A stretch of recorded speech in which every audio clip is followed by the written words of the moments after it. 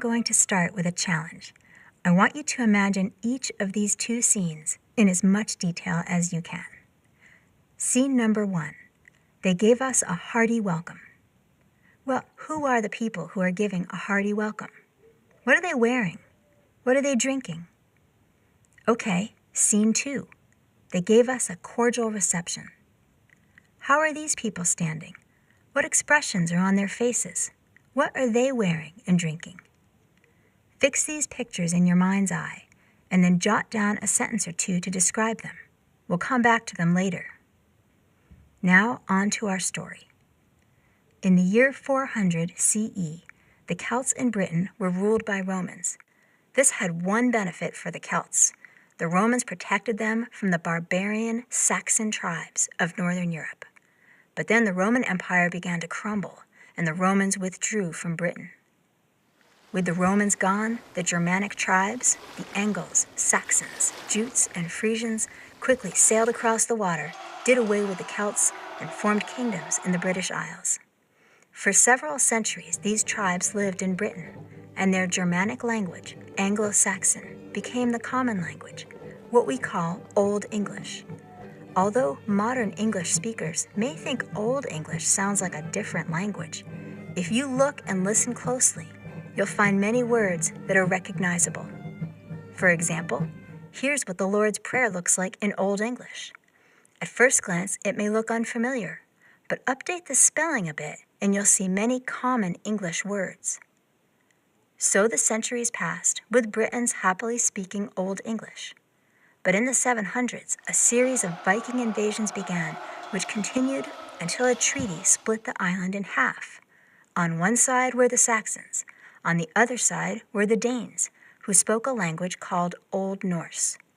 As Saxons fell in love with their cute Danish neighbors and marriages blurred the boundaries, Old Norse mixed with Old English, and many Old Norse words, like freckle, leg, root, skin, and want, are still a part of our language. 300 years later, in 1066, the Norman conquest brought war again to the British Isles. The Normans were Vikings who had settled in France. They had abandoned the Viking language and culture in favor of a French lifestyle, but they still fought like Vikings. They placed a Norman king on the English throne, and for 3 centuries, French was the language of the British royalty. Society in Britain came to have 2 levels: French-speaking aristocracy and Old English-speaking peasants. The French also brought many Roman Catholic clergymen with them, who added Latin words to the mix.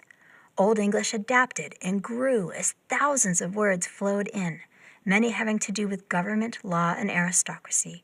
Words like council, marriage, sovereign, govern, damage, and parliament. As the language expanded, English speakers quickly realized what to do if they wanted to sound sophisticated. They would use words that had come from French or Latin. Anglo-Saxon words seemed so plain, like the Anglo-Saxon peasants who spoke them. Let's go back to the 2 sentences you thought about earlier. When you pictured the hearty welcome, did you see an earthy scene with relatives hugging and talking loudly? Were they drinking beer? Were they wearing lumberjack shirts and jeans? And what about the cordial reception? I bet you pictured a far more classy and refined crowd, blazers and skirts, wine and caviar. Why is this? How is it that phrases that are considered just about synonymous by the dictionary can evoke such different pictures and feelings? Hearty and welcome are both Saxon words. Cordial and reception come from French. The connotation of nobility and authority has persisted around words of French origin, and the connotation of peasantry, real people, salt of the earth, has persisted around Saxon words. Even if you never heard this history before, the memory of it persists in the feelings evoked by the words you speak. On some level, it's a story you already knew, because whether we realize it consciously or only subconsciously, our history lives in the words we speak and hear.